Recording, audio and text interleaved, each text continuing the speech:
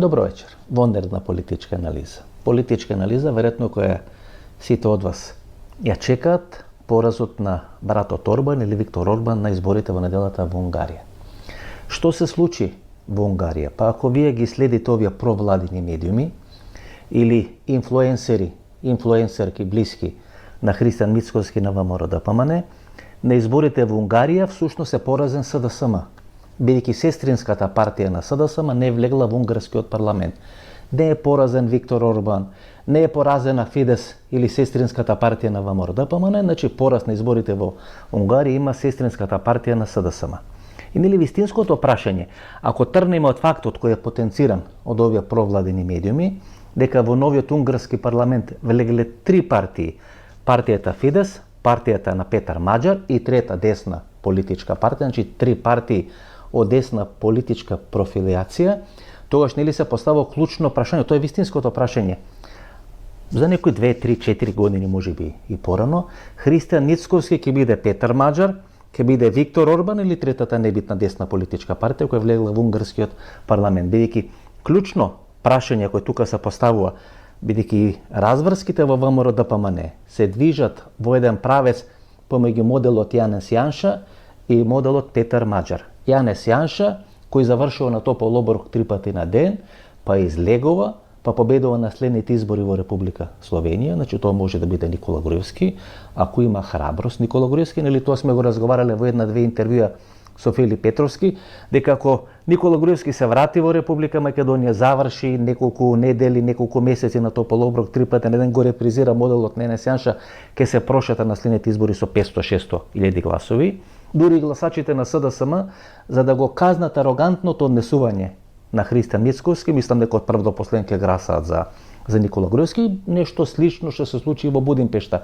Сите, и соросоиди, и либерали, и стари комунисти, сите гласа за Петар Маџар. Зошто? За да го казнат арогантното, кабадахиското владење и однесување на Виктор Орбан. И вториот модел е Петар Маџар. Кој може да биде Петар Маџар во структурите на ВМРО-ДПМН?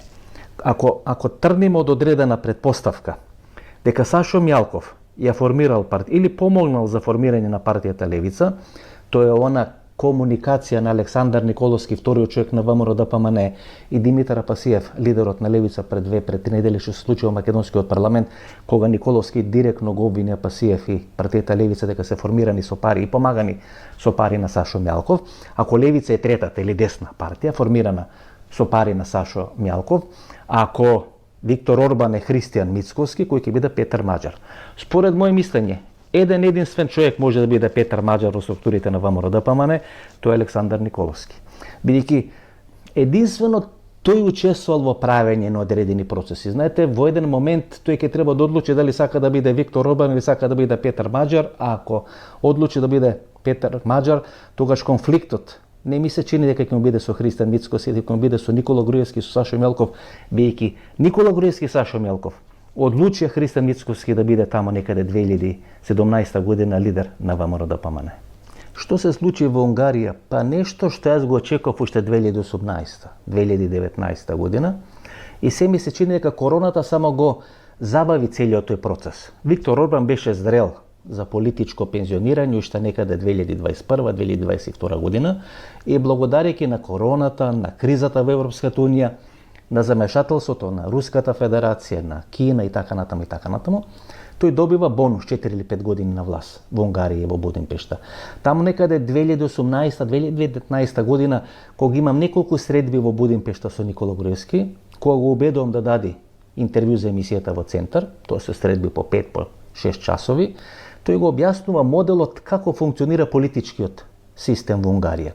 Тогаш имаше локални избори во Будимпешта, те имат некој специфичен модел, каде што претходно се гласа за кандидатот на опозицијата, па можат безмалку сите граѓани да гласат или тие кои се членови на таа политичка партија. Неговиот став беше дека на Фидес и на Виктор Орбан им одговара многу повеќе да гласа за послаб кандидат на опозицијата на тие претходни избори, и таков послаб кандидат на опозицијата да може да се спротивстави на кандидатот на власта на изборите во Будимпешта. Не знам дали се прифати тој модел, меѓутоа опозицијата победи на изборите во Будимпешта. И на сите тие движења низ Будимпешта, кафе пиење, јадење и така натаму, се чувствуваше едно незадоволство од владењето на Виктор Орбан. Знаете, Кога ќе постои незадоволство во главниот град, само прашање на време и прашање на техника како тоа ќе биде распространето. Со одредени пари, со одредено авторитарно владење, со контрола на медиуми и така натаму, ја можете да го продолжите векот на траење, меѓутоа крахот ќе се случи кога тогаш и тој крах му се случи сега на Виктор Орбан. Всушност беше парализиран. Сите полуги на власта, значи сите можности да го зголеми резултатот, му беа компензирани со уште поголеми можности што беа ставени на располагање на унгарската опозиција.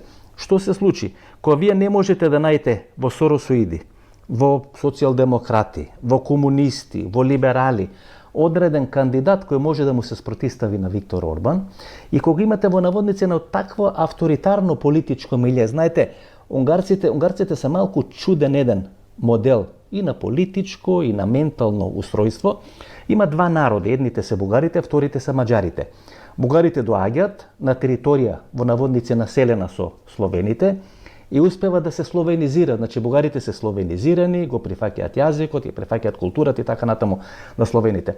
Маđарите исто така доаѓаат од степите, од тамо некаде Средна Азија, на територија на Европа или на Балканскиот полуостров која е населена од словени и тие не се словенизираат, туку ги маđаризираат или ги унгаризираат словенските племења. Но станува збор за два во наводници авторитарни народи кои се доселуваат на територијата на Европа.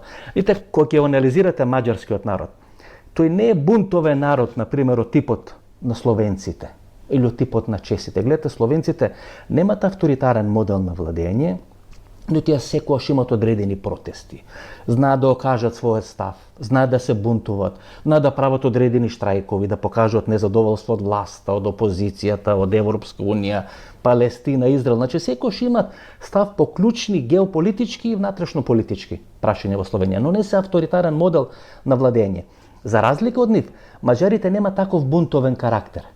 Тие не се либерални по тоа прашање, да може да протестират против власт, против ЕУ, против опозиција и така натаму, но имате еден драматичен авторитарен модел ДНК да бидат составен дел на власта која авторитарно владе. И Хорт, и Орбан и така натаму. Што рече, еден авторитарен народ и модел кој не е бунтовен, туку е послушен во однос на власта и остава Дунав да тече. Гледате, Дунав во изминатите 1 или 2 години исфрли крупни политички играчи тамо некаде во Црното море. Прво се случи во Романија, па пред Виктор Орбан и Јанес Јанше се случува Милорад Додик. Ние заборавивме на Милорад Додик, кој од американската црна листа е извлечен, испазарен со американската администрација, се повлекува од политиката, му ги враќаат бизнисите и така натаму. Значи тоа е прв голем удар кој се случува тука на Балканскиот полуостров, па поразот на Јанес Јанша, па драматичниот пораз на Виктор Орбан и сега нели според желбите квискотека на СДСМ следниот би требало да биде Александар Вучич. Мислам дека тамо малку ќе се почека, бидејќи за разлика од Виктор Орбан кој како модел мораше да биде поразен, бидејќи немаше што да понуди на Европската унија, напротив тој влезе во една крстоносна војна против Европската унија, против Европската народна партија и така натаму. Александар Вучич може да се пазари. И нели пазарењето од тие 150 милиарди долари евра за кои се смета дека располагаат луѓето, не Александар Вучич и брат му, нели Андреј Вучич, туку луѓето, целата номенклатура, структура поврзана со Александар Вучич, мислам дека странците се подготвени да им остават да располагат или да инвестират 30 милиарди, во наводници да им земат 120 милиарди, но компензацијата за тие 30 милиарди нема да биде зградата на Генералштабот во центарот на Белград, тука ќе треба да биде нешто многу повеќе, а тоа нешто многу повеќе претпоставам дека е независноста на државата Косово. Значи сума сумарум, нема Вучич да биде. Веројатно ќе се влезе во некои други политички разврски, тоа не значи дека нема да падне денес. Или нема да падне како домино ефект после падот на Виктор Орбан. Што се случи во Унгарија? Па знаете, унгарците се повеќе од 20 години членка на Европската унија. Вие унгарците не можете да им кажувате приказни дека животот во Европска унија значи осомршување или дека животот во Европска унија значи помалку пари, помали плати, помали пензии така натаму и така.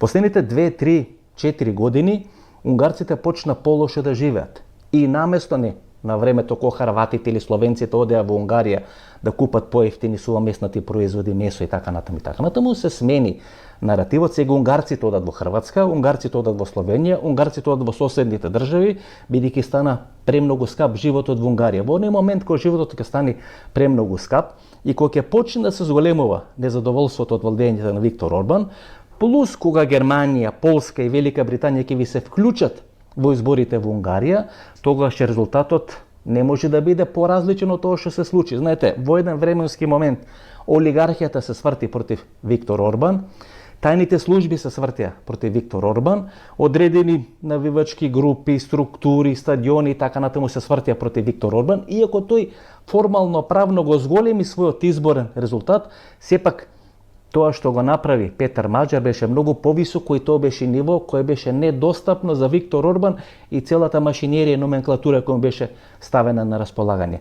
Што сега ќе се случува? Сега ќе се случува растур систем, знаете. И сега клучното прашање за нас во Република Македонија, ќе го враќат или нема да го враќат Никола Груевски? Нели сега сите овие провладини медиуми влегува во една кампања дека, знаете, процедурата е запасена. Било па баране с традиција на Никола Груевски, па таа било одбиена, па сега треба да има ново настанати околности, ново настанати моменти, па ново барање се традиција, па тамо да биде тоа одговорено позитивно и така натаму и така натаму. Да исто како Мадуро по ПС и по правила што беше фатен во Тенерки, во Каракас, во Венецуела и беше однесен во Њујорк. Ако сака да го вратат Никола Груевски, ќе го стават во авион или ќе го стават во автомобил, бидејќи тој по процедура не ја напушти Република Македонија, тој по процедура нема да се врати во Република Македонија и ќе го истоварат дали на Табановце, дали на Скопски аеродром и тогаш ќе треба Христан Мицковски, нели, да се соочи со проблемите. Знаете, во овие 2 години власт на Христан Мицковски и тие претходно 5 години лидер на опозицијата, тој ќе легнеше како Скарлет Охара. Како велеше Скарлет Охара во Прохуело с вихором, премногу ми е тешко да размислувам. Ќе легнам да спијам, па кога ќе станам на сабајле може ќе бидат решени проблемите. Така 7 години Христан Мицковски премногу му е тешко да размислува за тешките прашања, тешките проблеми, тој би легнал да спие и по можност да се разбуди, а сите проблеми да бидат решени, нема да бидат решени. Заврши медениот месец на Христан Мицковски, тоа е пораката на изборите во Будимпешта. Да ја довршам тезата. Ако унгарците или маđарите се повеќе од 20 години членки на Европска унија и точно знаат што носи Европска унија, повисоки плати, поголемо вработување, повисоки пензии, подобар животен стандард, и ако вие се скарате со Европска унија, значи све различно од тоа што е помалку вработено, помалку или пониски плати, пониски пензии, понизок животен стандард, тогаш вие не можете да ги лажете унгарците или маđарите, исто како што можете, например, да ги лажите македонците, бидејќи влез во Европска унија, кај нас значи знак нееднакво со промена на име, бугари во устав на Република Македонија, бидејќи македонците не се 20-25 години членки на Европска унија, не знаат што значи Европска унија, не знаат како значи повисоки плати, примања, пензии, така натаму и така натаму, подобар животен стандард, и можете на македонците да не продавате приказната дека ние ако треба корење ќе јадиме, бидејќи друго не сме јаделе, друго не сме виделе. Знаеме како се функционирало во време на СФР Југославија, знаеме како се функционира во време на Независна Република Македонија, не знаеме како се функционира во Европска унија и не можеме да го репризираме унгарското сценарио. Кај нас Европска унија значи бугари во устав и француски предлог во Република Македонија. Да се вратиме кај Виктор Орбан. Пикот на неговата мок, според моето мислење, е некаде 2017, 2018, 2019 година, тамо некаде до короната.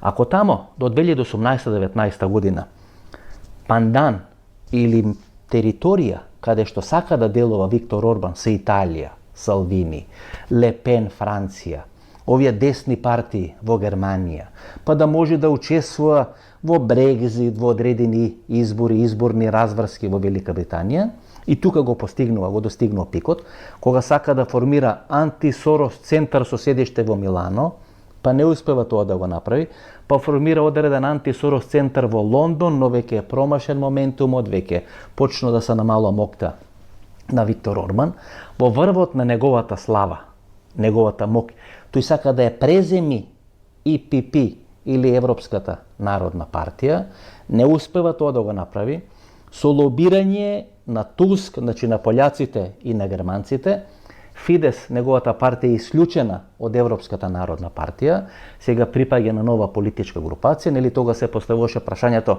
каква ќе биде одлуката на опозицијската ВМРО ДПМН во тој временски моментум. Значи, од човек кој сака да го донесе Салвини на власт, кој сака да учествува во носење на Лепен на власт во Франција, Виктор Орбан полека се сведува на некакви регионални контексти. Фицо во Словачка, правење на одредени проблеми во Украина, Полска многу малку, бидејќи Полска им покажа до каде може да одат, и Полска беше денес една од двете, трите држави кои активно учествува во рушење на власта на Виктор Орбан, и во најголем дел Виктор Орбан мораше да го помини Дунав и од ова страна на Дунав да може да покаже својата политичка капацитетност или својата политичка жестина. Да се меша во Словенија, па многу брзо во Словенија му покажа каде му е местото, да се меша преку Маријана Петир нешто во Хрватска, негови играчи да влегат во Хрватска и така натаму, например во градот Осијек. Овој Лоринц Месарош, кој е водовоđијата на Виктор Орбан, водоинсталатер, се бавеше со таков приватен бизнес, подосна бидејќи пријател личен, беше и 7-8 години градоначалник на градот или на грачот каде што потекнува Виктор Орбан. Тој е еден од главните бизнисмени тајкуни на Виктор Орбан. Медиумската империја која е дел во Република Македонија беше под негова контрола. Например, го купа фудбалскиот клуб Осијек, го гради веројатно најмодерниот стадион. Вие кои сте оделе во Осијек или во Хрватска, тоа сте го виделе, го гради веројатно најмодерниот стадион не само во Хрватска, туку и на просторот на поранешна Југославија. И последните неколку години Осијек се соочува со сериозни финансиски проблеми. Сега е предпоследен, мислам дека само Вуковар е последен нив, тамо на 10 или 12 место, колку број Хрватската лига веќе имам помалку заборавено, значи предпоследно место е Осијек. И влезот на Лоринц Месарош во Осијек не беше толку фудбалски мотивиран, иако Виктор Орбан беше тамо кога беше пуштен во употреба стадионот, па тој носеше шал на Осијек, па велеше дека тој навијач Осијек е негов и така натаму и така натаму. Главната битка беше да се купи Пик Врбовец, да се купи Пик Белје, овие земјоделски комбинати. Во времето на СФР Југославија беа едни од најмокните комбинати, меѓутоа на крај хрватска влада се организира и со помош на Подравка успеа да ја купи тие комбинати, и во тој момент кога овие што се тајкуни на Виктор Орбан не успева да ја реализира својата стратегија, тие се повлекуваат. Почнува да снемува пари, почнува да има проблеми финансиски, така натаму и така натаму. Значи Виктор Орбан почнува да се промовира во курир и човек кој ги пренесува пораките на Путин или на Трамп на овие подизведувачи тука на Балканскиот полуостров. Христан Мицкоски, Александар Вучич, Милорад Додик, делумно Јанес Јанша, некакви структури во Бугарија, во Романија, бидејќи таму има одредено унгарско малцинство и така натаму, и тоа со тек на време се намалува неговата мок. На крајот на денот и покрај силното присуство и на J.D. Венс или DJ Венс и на Доналд Трамп на оној митинг на Виктор Орбан, кога по мобилен му се обраќа Доналд Трамп и на Виктор Орбан и на членовите, симпатизерите и гласачите на Виктор Орбан, и нели кога цело ВМРО ДПМН очекуваше сериозна и сигурна победа на Виктор Орбан, бидејќи како може да изгуби ако Доналд Трамп лично му се има јавено преку J.D. Венс на мобилен телефон, овие избори покажаа дека всушност главниот играч е Европската унија, а не Доналд Трамп, и дека серија на избори каде што е замешан Доналд Трамп ги имат изгубено неговите фаворити или партиите зад кои има застанато Доналд Трамп. Најеклатантни се изборите кои се случија минатата година во Канада и во Австралија, две држави кои влегуваат во зоната на сериозен интерес на Соединетите американски држави, посебно што пред Гренланд Доналд Трамп се закануваше дека сака да ја припои Канада како составен дел на Соединетите американски држави и да ја направи најбројната држава и најраспространетата територијална држава во светот, плюс ако тамо биде додаден Гренланд, тогаш и Советскиот сојуз или Руската федерација ќе е мачка и на кашлица за Соединетите американски држави на Доналд Трамп, значи се губат изборите. Ги губат изборите партиите кои се поддржани од Трамп и во Канада и во Австралија.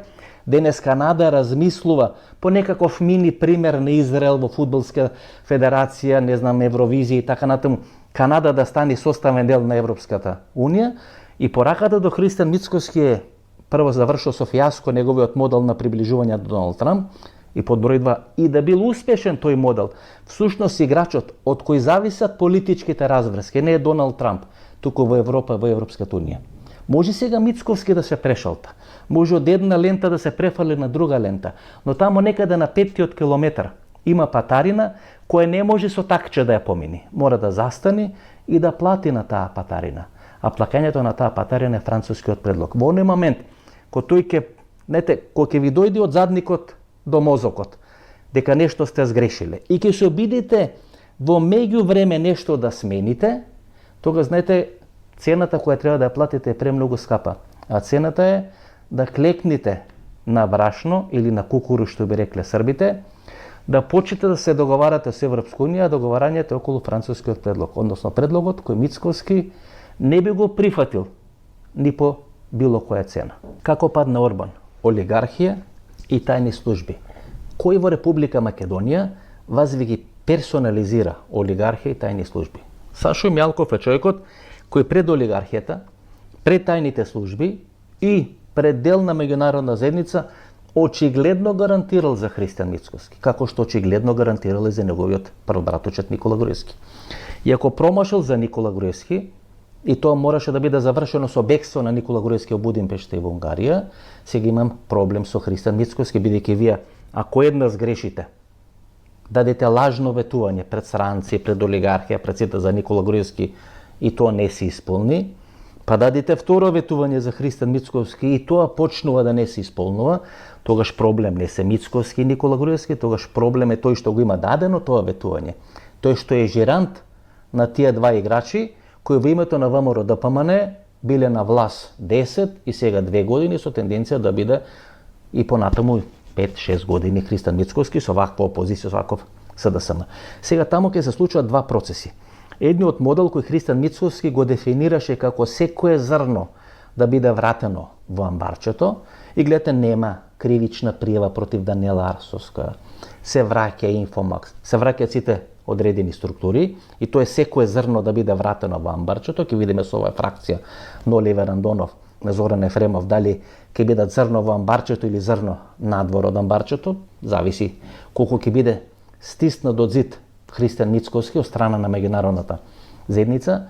И под број 2, кој може да биде Петар Маџар во структурите на ВМРО ДПМН и да биде закана за Христијан Мицкоски. Никола Груевски, стратегијата секое зрно да биде вратено во амбарчето, или сите десни партии кои излегле од чинелот на ВМРО ДПМН, кои биле надвор од структурите на ВМРО ДПМН во еден временски период да бидат вратени назад, почна да го прави дури после изборите 2011, значи 2012 година. Тогаш и Филип Петровски, демократска десница, па има одреден пуч во ВМРО НП на Лјупчо Георгиевски, покојниот Маријан Додевски, така натаму и така. Значи 6 години, близу 6 години после доаѓање на власт на Никола Груевски на чело на ВМРО ДПМН и на чело на македонска држава, се случува таа операција на враќање на секое зрно во амбарчето. Кај Христијан Мицкоски тоа треба да почне 2 години после неговото доаѓање на власт во Република Македонија. И под број 2, кој може да биде Петар Маџар? Гледате, сега секој кој ќе каже пола збор против Христијан Мицкоски ќе биде доживен како потенцијален Петар Маџар. Вие ќе имате тамо страв и стравот и паранојата биле секогаш заштитен знак на ВМРО ДПМН и структурите на ВМРО во изминатите 130-140 години. Најголемите убиства по софиските улици, на територијата на Македонија, на територијата на Бугарија биле правени поради паранојата и поради стравот и барање на предавници, на една, на втора, на трета страна и така натаму и така натаму. Сега целата таа параноја после поразот на Виктор Орбан ќе биде дополнително засилена. Иако, знаете, ако реално ги погледнеме работите, ВМРО ДПМН во изминатиот период се подготвуваше за наваква политичка разврска. Почна со обвинување дека СЈО е виновен за сите судски процеси, сите судски карамболи кои се случија во Република Македонија, дека СЈО водел одредена кампања против Никола Груевски, против луѓето кои биле функционери од редовите на ВМРО ДПМН, дека тука нема правна основа, туку дека тоа е еден инквизицијски модел, нарачен од Зоран Заев, па Катица Јанева, па структурите овие јавни обвинителки Ленче Ристовски, така натаму, и од кога е зададен тој инквизицијски модел, тие намерно го суделе Никола Груевски, дека ако бил нормален правосуден амбиент во Република Македонија, ниту подразно не би бил осуден Никола Груевски. Почна кајката против судиите, почна кајката против обвинителството и СЈО е прогласен за дежурен виновник на се лошо што се има случено во судството и во обвинителството во Република Македонија. Па имате промена на чело на јавното обвинителство, па имате промена на чело на кривичниот суд во Република Македонија и кога е така направен амбиентот, знаете, вие доаѓате во една ситуација кога можете да го репрезирате моделот на Стева Пендаровски, Никола Груевски да биде вратен, да се спротистави на Христијан Мицкоски, да бидат направени уставни измени во Република Македонија, или под број 2, Никола Груевски да биде вратен во Република Македонија, но претходно е вратен Артем Груби. Лете, ако Артем Груби нема правосилна пресуда, вие тешко ќе можете да објасните на просечен ВМРО-вски гласач дека Артем Груби е вратен, е испратен во домашен притвор, а во истата секунда кога Груевски би дошол во Република Македонија, како што сега стојат работите, тој ќе мора да заврши на топол оброк 3 пати на ден. Значи Артем Груби, кој е архивен пријател и на ВМРО ДПМН и на во наводници на македонска држава, како што ВМРО-вското членство го доживува Артем Груби, ќе заврши во домашен притвор, а војводата или Никола Груевски или новиот Александар Македонски ќе мора да заврши во затвор. Во таков конфликт, знаете, вие тешко ќе можете на ВМРО-вците да ме објасните. Венко Филипче на слобода, Зоран Заев на слобода, а Никола Груевски во затвор. Тогаш самите ВМРО-вци ќе речат дека тие треба да земат членски книжки во СДСМ, ако сакат да останат на слобода врз база на договорот на Зоран Заев и на Христијан Мицкоски. Во тој момент почнува да се пали машината. Сега на крајот кој ќе биде полковник, кој ќе биде покојник, во таа некоја конфронтација, а конфронтација ќе мора да настане во структурите на ВМРО ДПМН, бидејќи има се помалку пари, Бехтел и Енка горе-доле се повлекува, кинезите се повлекуваат, останува дупка 350 милиони евра, таа дупка треба да ја пополнат олигарсите, олигархијата и деловните банки во Република Македонија, што ќе рече дека деловните банки кои климнале со глава на доаѓање на Мицкоски на власт, имале добра комуникација со Мицкоски, сега Мицкоски почнува да им троши како волга, да тие ќе дадат одредени кредити, 350-400 милиони евра, ќе добијат некоја каматна стапка 3,8-4% на годишно ниво, но чувството на несигурност, кое се рефлектира сега од власта во Република Македонија, ќе стане преголем камен, преголем товар и за олигархијата во Република Македонија. Тогаш тие ќе опрашаат Сашо Мелков дали понатаму важи гаранцијата за Христијан Мицкоски. Во тој момент почнува процесот на разврски во ВМРО ДПМН. Крајот на март, значи некаде 2 недели пред изборите во Будимпешта, Христијан Мицкоски, дел на лидерите на ВМРО ДПМН, дел на министрите во владата на Република Македонија, беа во посета на Будимпешта, поддршка на братот Виктор Орбан за победа на изборите на 12 април. Дали беа во неделата, не знам. Знаете, многу чудно нешто во неделата, или тоа што јас можев да го видам. Ми се чини дека прв пат последните 34-35 години премиер на Република Македонија, не велам премиер на Демохристијанска партија, премиер на било која влада, дали на СДСМ, дали на ВМРО ДПМН, дали Талат Джафери, не присуствувал на великденски настан соборниот храм. Барем јас не видов фотографии. Така што ние не знаеме каде во неделата бил Христијан Мицкоски, каде бил Александар Николовски, не видовме фотографии објавени на нивните Facebook профили, барем јас проверив на социјалните мрежи, тоа не успев да го најдам. Но можеме да претпоставиме, ако не биле во соборниот храм, ако не биле во Република Македонија, каде можеле да бидат. На претходните парламентарни избори, тие беа во Будимпешта. И кога победи братот Орбан на тие избори 2022 година, Христијан Мицкоски со кренати раце, заедно со Александар Николовски, со братот Виктор Орбан, ја славија победата. Не се сретнале со Никола Груевски, нели тоа се приказните кои се кажат во македонската јавност. Дали сега биле, дали не биле, тоа веројатно ќе треба да покажи времето, меѓутоа знаеме дека биле пред 2 недели. Ако имале проценка, или ако имале точна информација, како што имал Александар Вучич, бидејќи тој секојаш човекот кој се обидо прв да ги соопшти работите, еден ден пред изборите во Будимпешта во Унгарија, на неговиот профил на Инстаграм, тој како Будучно Србија, така името, така е насловот на тој профил, вели не знам дали ќе Виктор Орбан да изгуби или победи. Значи тој е првиот кој го става под знак на сомнеш, на прашалник дали Орбан ќе победи или ќе изгуби на изборите, само знам дека сум му бескрајно благодарен за пријателството на србите и на маđарите. Без него тоа пријателство немаше да постои.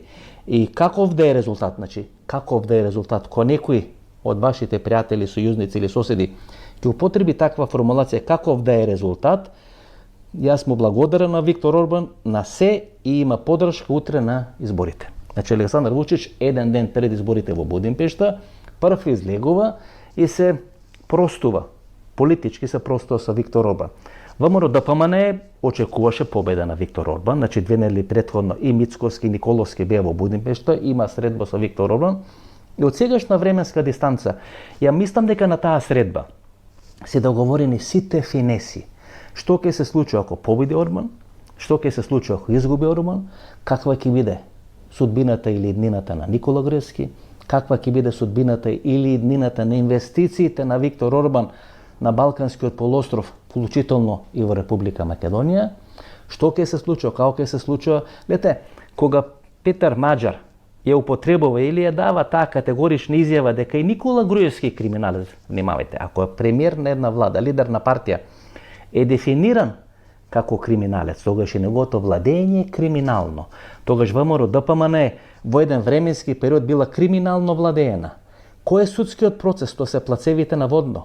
Кога исчезнуваат во наводници или не влегуваат во партиската каса повеќе од 1,2-1,3 милиони евра субвенции, кои наместо да завршат според обвинувањето и според пресудата, наместо да завршат во партиската каса, завршуваат кај Никола Груевски.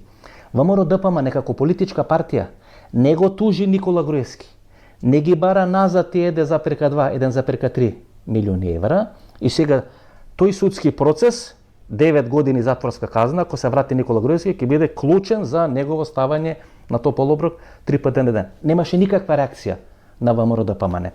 И ако Петар Маџар го дефинира Никола Груевски како криминалец, таму има уште една полуреченица која не е пренесена од македонската јавност.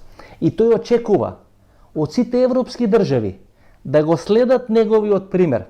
И ако некој од владата или власта на Виктор Орбан, вклучително и самиот Виктор Орбан, министерот за надворешни работи, Сијарто и делот на олигарсите на Виктор Орбан, се обидат да купат државјанство во Србија, во Словачка, во некој од европските држави надвор од Руската Федерација, дека тие европски држави би го следеле примерот на Петар Маџар и би го вратиле назад и Виктор Орбан, Сијарто или било кој од власта на Орбан што би побарала политички азил. И кога имате така драматично дадена политичка изјава, знаете, вие немате голем маневарски простор. Ако не го вратите Никола Груевски категорично на првата пресконференција, тоа сте го кажале, тогаш им давате алиби на сите соседни држави или премиери кои се пријатели на Виктор Орбан да му дадат уточишта на Виктор Орбан, вклучително и Христијан Мицкоски. И под број 2, како ние очекуваме од Унгарија да не ни стави вето на патот кон Европската Унија, ако политичкиот азил на Никола Груевски е условен со невладење на правото во Република Македонија, како држава или земја каде што не владее правото, сака да биде претендент или сака да биде составен дел на Европската Унија. И под број 3, и после нагледате, ниту една држава не може да избега од својата историја, не може да избега од својата географија, од својата местоположба. Две клучни битки на влез на османлиите.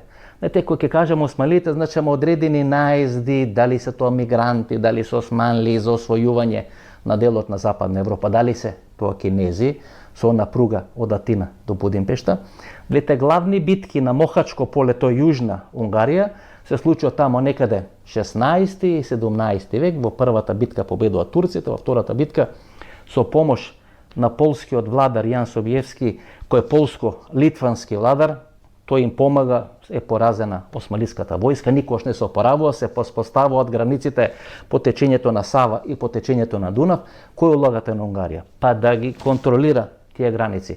Следната влада ќе ги контролира тие граници. И кога вие изјавите на Петар Маџар ќе слушате против миграција, против ова, против... Тоа е нивната употребна вредност. И таа употребна вредност ќе продолжи да користат во наредниот период. Што ќе се случи во Република Македонија? Драма. Завршува медијниот месец на Христијан Мицкоски.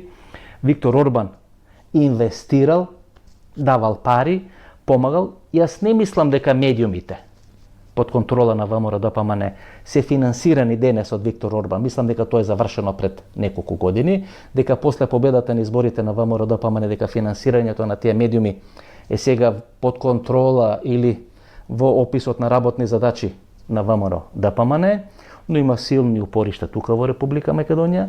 Наредната вонредна политичка анализа ќе се обидиме дел да демистифицираме од тие бизнис односи, вклучително со те Лукровски така натаму, или со те на вода, значи ќе имаме анализа на Виктор Орбан број 2, Драма очекувам да се случи во Република Македонија. Драма внатре во структурите на ВМРО-ДПМН, бидејќи моделот кој искористен во Будимпешта покажува дека промена на власта не може да се случи од опозицијата или не мора да се случи од опозицијата, може да се случи во самиот политички субјект кој е 16 години на власт. Да се извади одредена структура, околу таа структура како замаец, како јадро да биде формиран политички субјект, со сериозна подршка на меѓународна заедница, во конкретниот случај Европска унија и државите кои се начело на Европска унија, да биде финансиран тој проект. Зошто? За да биде поразен моделот на Виктор Орбан. И гледате, еден по еден, кога им дојде времето, ќе бидат поразувани тие модели. Може би пред Вучич и пред Мицкоски во Македонија, тоа ќе се случи во Бугарија. За 5 дена ги чекате избори во Бугарија. После изборите во Бугарија нема да има место за Бојко Борисов и за Румен Радев. Еден од нив ќе биде пасе или ќе биде вишок. Ќе има битка на титаните, руско-американска конфронтација. После Иран и решавање на Иран ќе се влезе во процес на преуредување на средниот, блискиот исток и тој полумуслимански свет кој граничи со Европа, чите Турци и Ердоган, така што влегуваме во еден исклучително интересен период, а Македонија ќе се обиде да го преспие. Меѓутоа тешко ќе биде тоа дозволено. Ново дружење не дала 22 часот одличен интервју, нова политичка анализа или Виктор Орбан или Мицкоски Орбан, Груевски број 2, вторник 22 часот и 30 минути, оденала и вторник, пријатна вечер Македонија, каде и да си.